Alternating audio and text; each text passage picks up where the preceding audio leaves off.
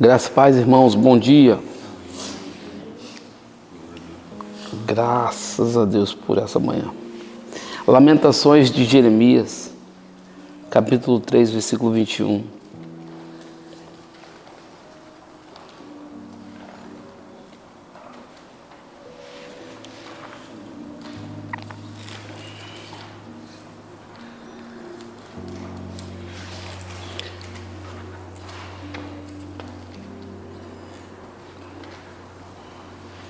Lamentações, Jeremias representa para mim o seguinte: se você vai chorar, chora nos pés de quem pode resolver.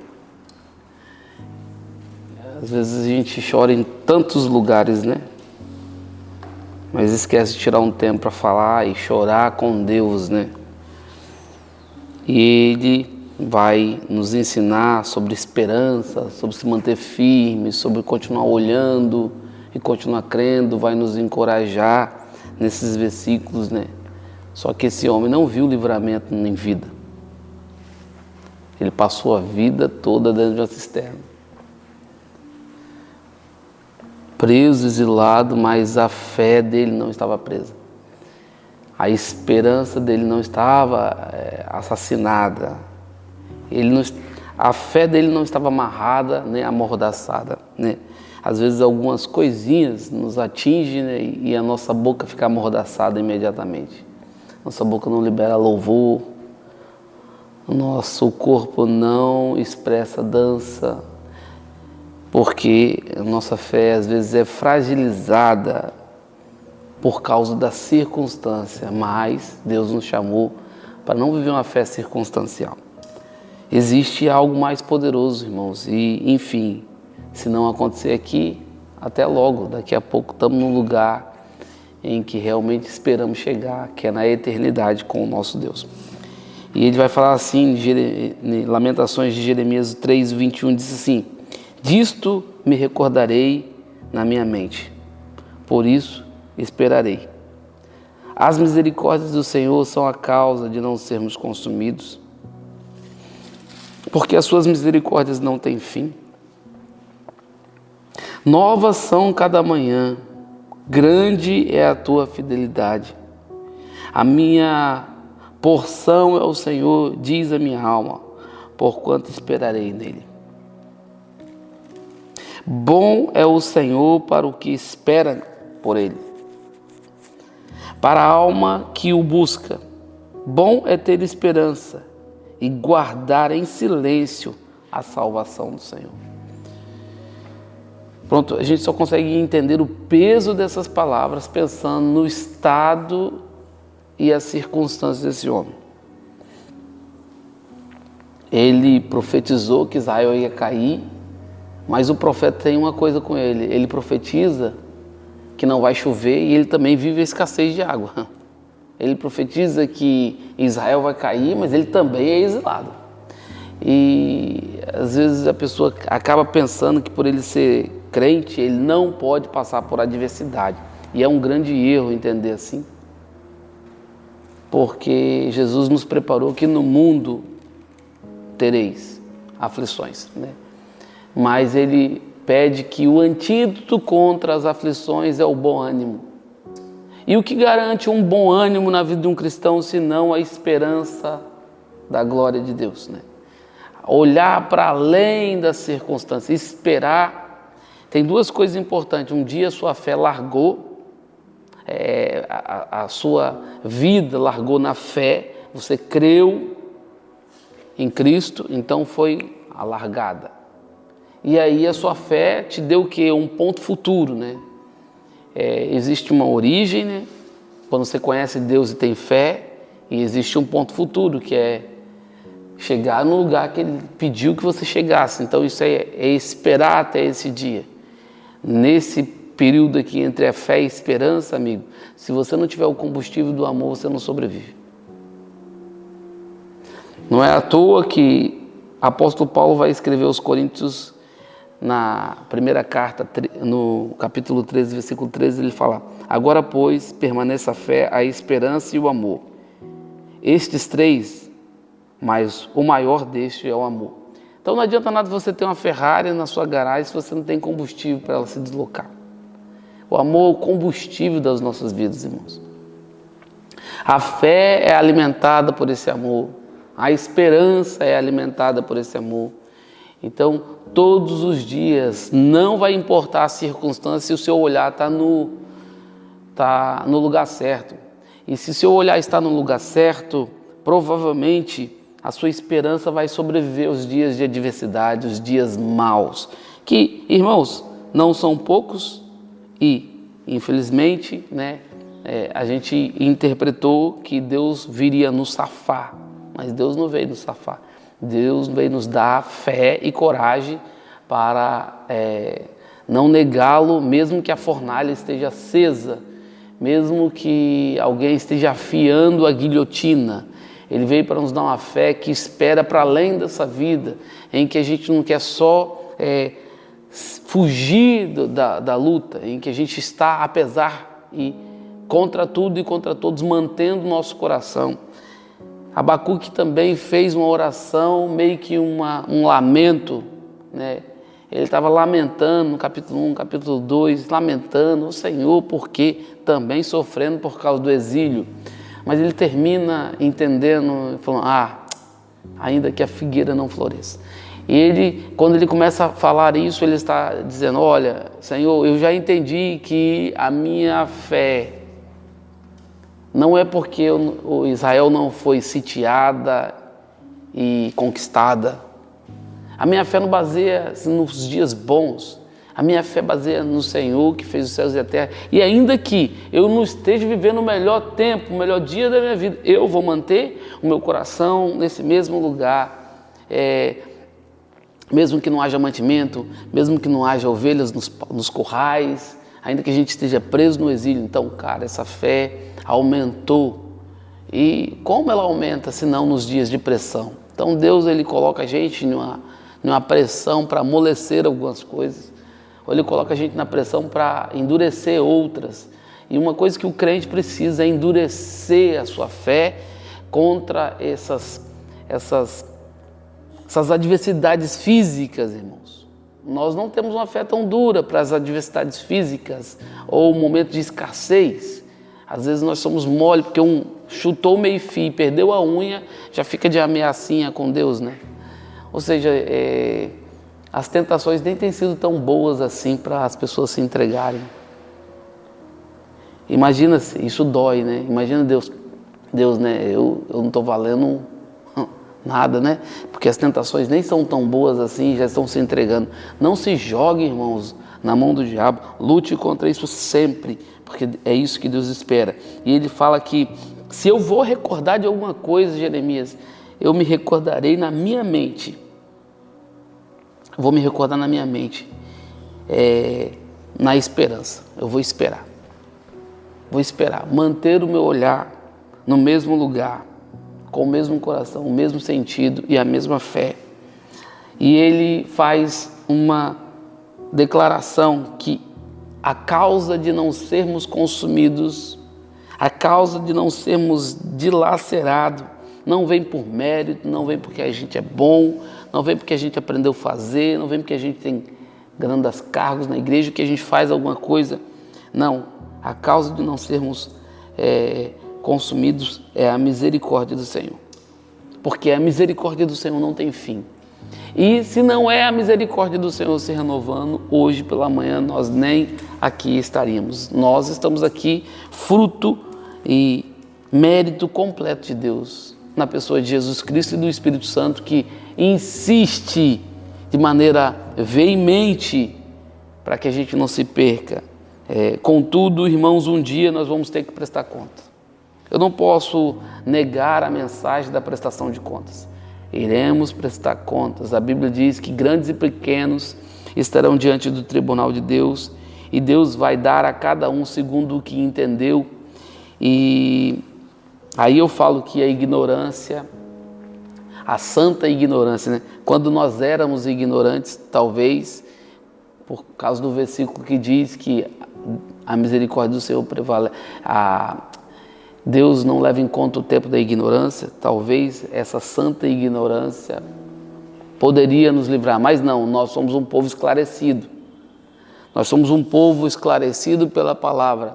Talvez aquela igreja, né, que não tinha acesso às escrituras, talvez tenha mais misericórdia de Deus do que a gente, que temos acesso e acesso e acesso. E consumimos as escrituras.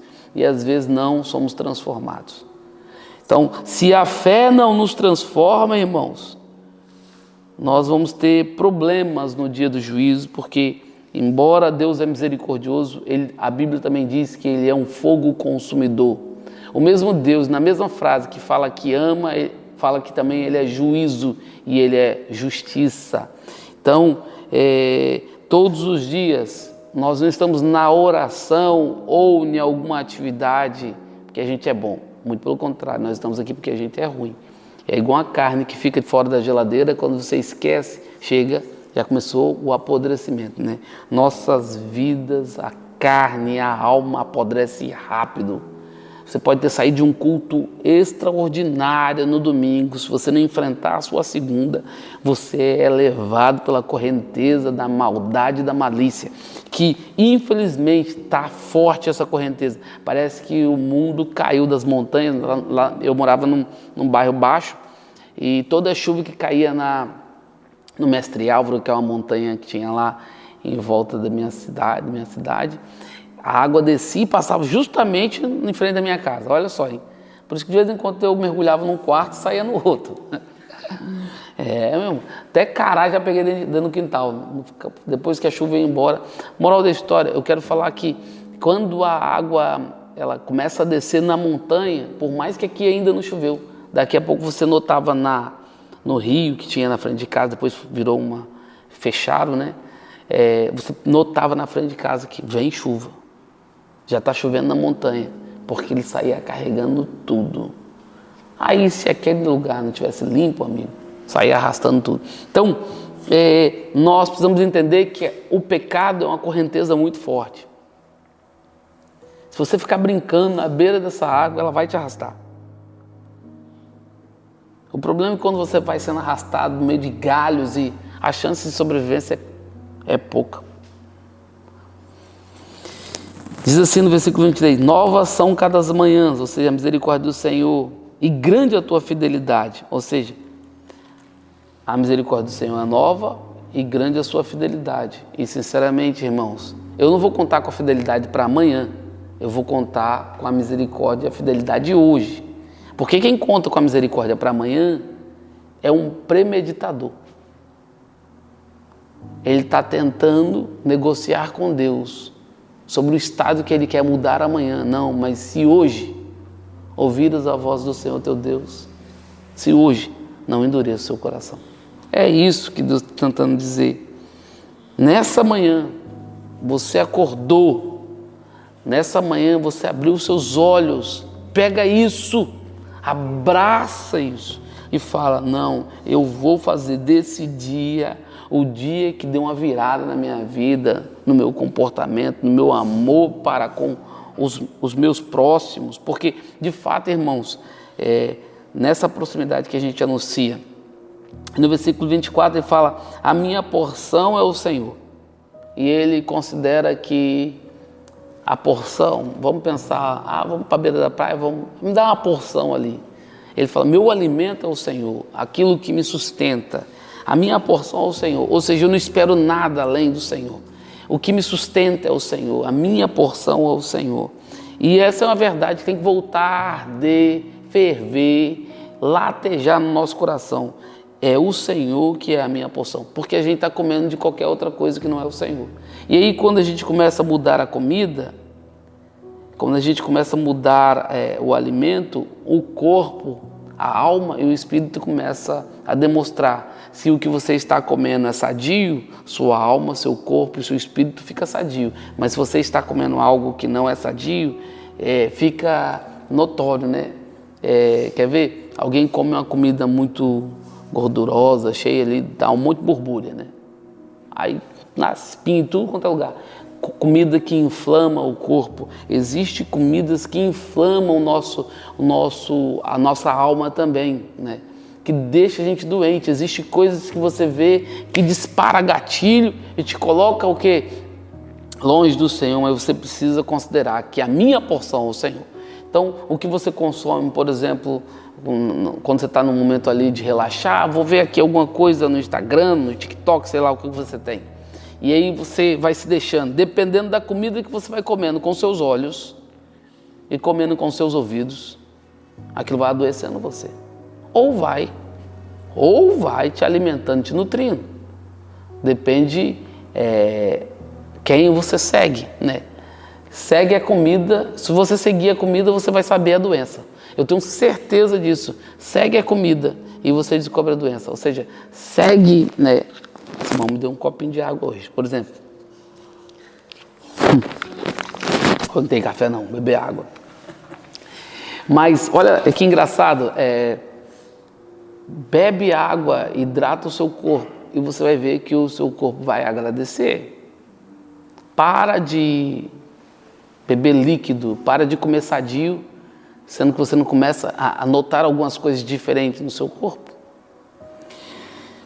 Então, você é aquilo que você come, não tem jeito, é muito importante.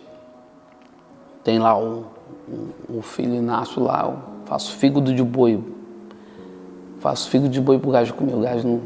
Vamos comer fígado de boi que é ferro, é rico nisso, você tá meio parecendo que tá anêmico. Pegou uma telha outro dia, cambaleou com a telha, eu falei, meu filho, comer fígado, 1 vez por semana, 2 vezes por semana. Eu comeria a semana toda, porque eu gosto, né? Porque era comida barata, a gente sobrevive. Mas hoje a gente sabe que é a melhor comida, é o melhor alimento do mundo. Comer um fígado ali. Sei que muita gente não suporta, mas calma, o que você daria pela sua saúde?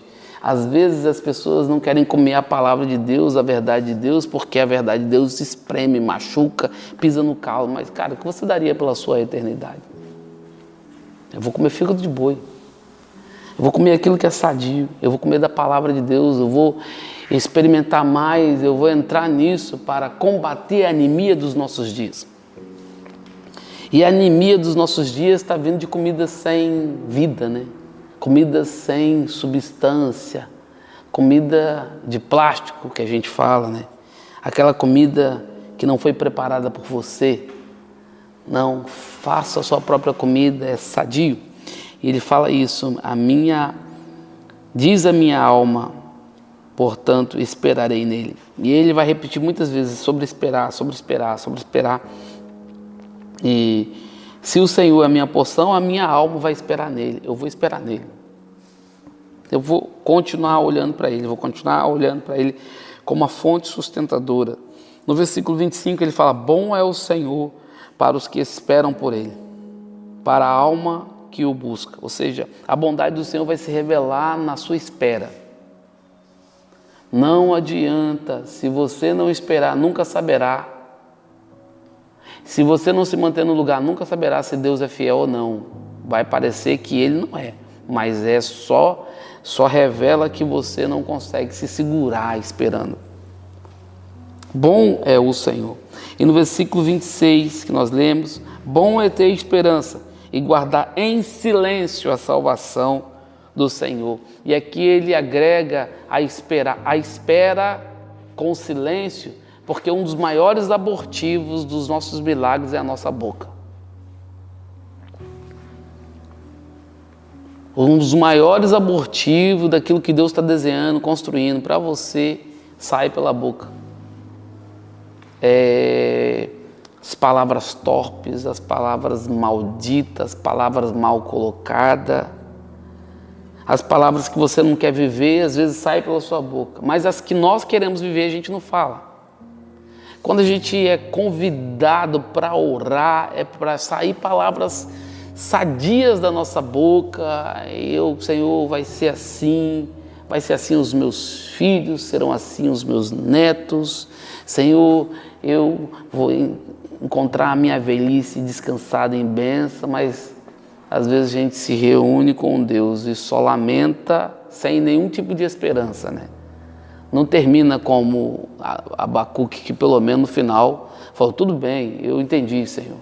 Ainda que, ou seja, lamentou, chorou, esperneou, mas no final, na oração dele, ele colocou um mais E aí ele considerou importante o que ele estava falando depois dessa vírgula. Apenas a verdadeira fé sobrevive à espera. Se eu pudesse dar um tema hoje, a fé que sobrevive à espera. Nós precisamos de uma fé que sobreviva à espera. Aqui estão 3 verdades para se lembrar. A esperança revela o que você adora. Quando os planos dos israelitas foram adiados, eles buscaram gratificação instantânea. Olha, irmão, quando alguém está com um plano e alguma coisa adia e essa pessoa procura gratificação instantânea, então isso revela, né, quem essa pessoa adora. Pois isso era o que realmente eles valorizavam. O que eles valorizavam? A gratificação instantânea, não ao Senhor que falou, que dava para eles o quê? Um desejo de esperar. Por que as pessoas hoje quase não esperam por nada?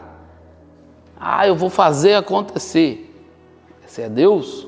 Ok, então vai lá. Um dia nós vamos estar diante de Deus também, nós vamos ter que prestar conta. Quando você se sente insatisfeito com a sua situação, a que você recorre? Né?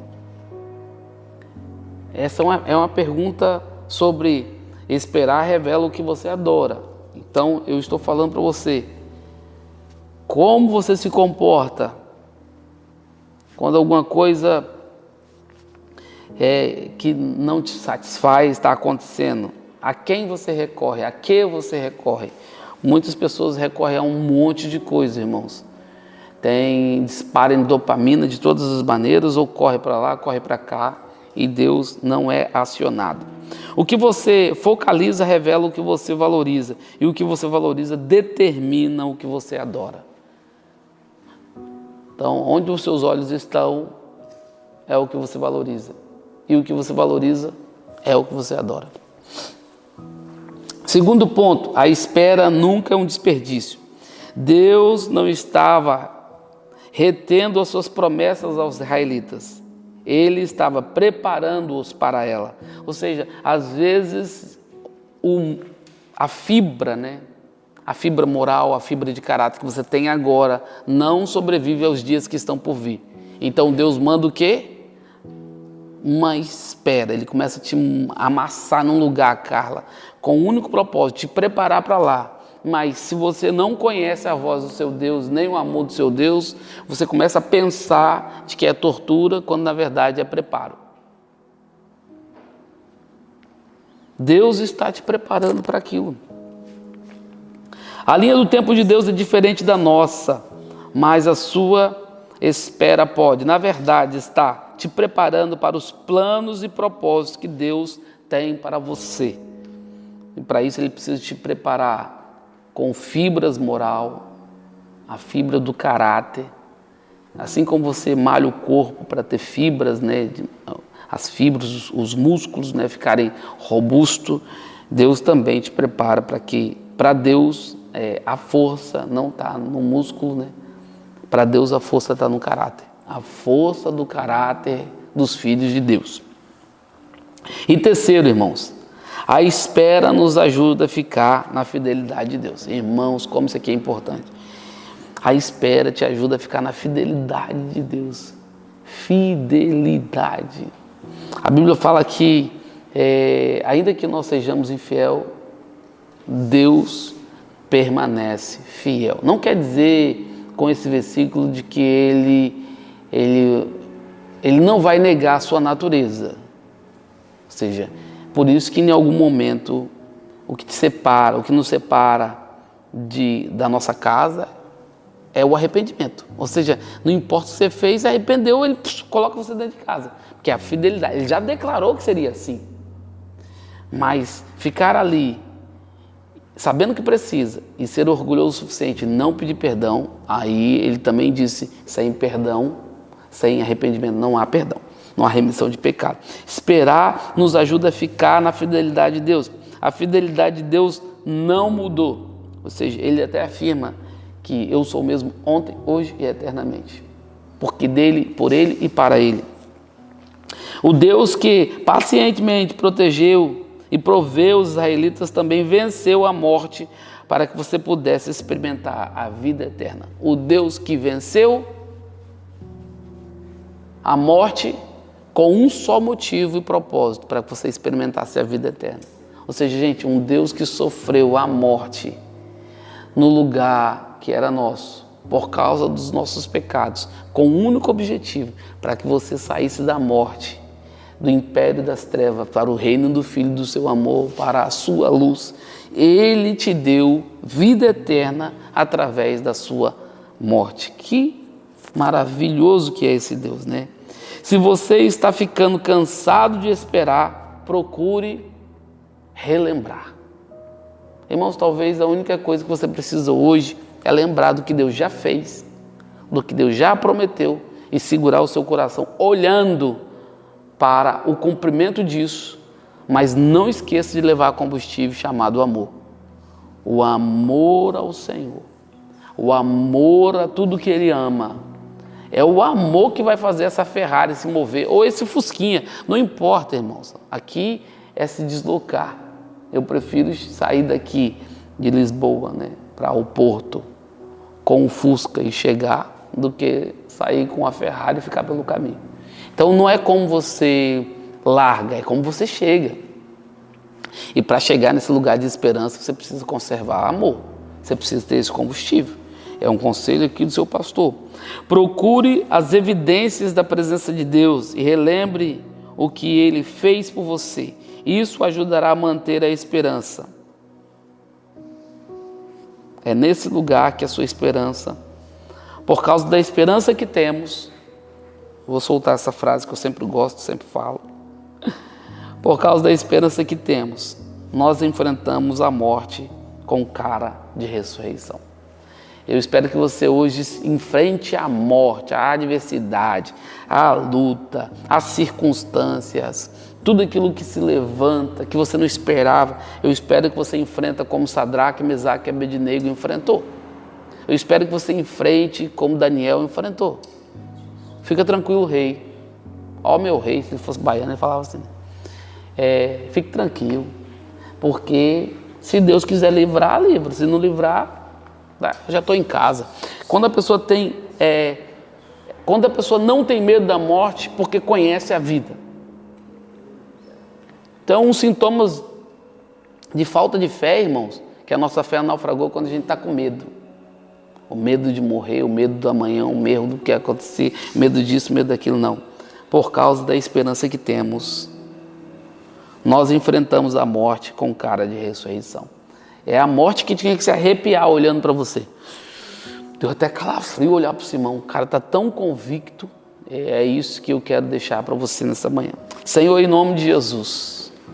Obrigado, Senhor, por tanta bênção, por tanto amor, por tanta fidelidade expressada e derramada nos nossos corações através do seu Filho Jesus.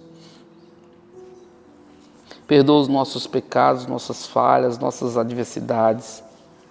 Nos enche de convicção e certeza e nos dê esperança da glória de Deus. Até que possamos, Senhor, completamente experimentar a boa, agradável e a perfeita vontade de Deus. Eu oro para que possamos enfrentar a morte com cara de ressurreição por causa da esperança que temos. Nos dê, Senhor, condições de esperar para revelar o que adoramos, esperar e nunca considerar que é desperdício e finalmente esperar na fidelidade de Deus. Não nos deixe, Senhor, tropeçar nas nossos desânimos e tristezas. Sustenta a nossa alma até o dia do Senhor. Nós oramos agradecidos em nome de Jesus. Amém.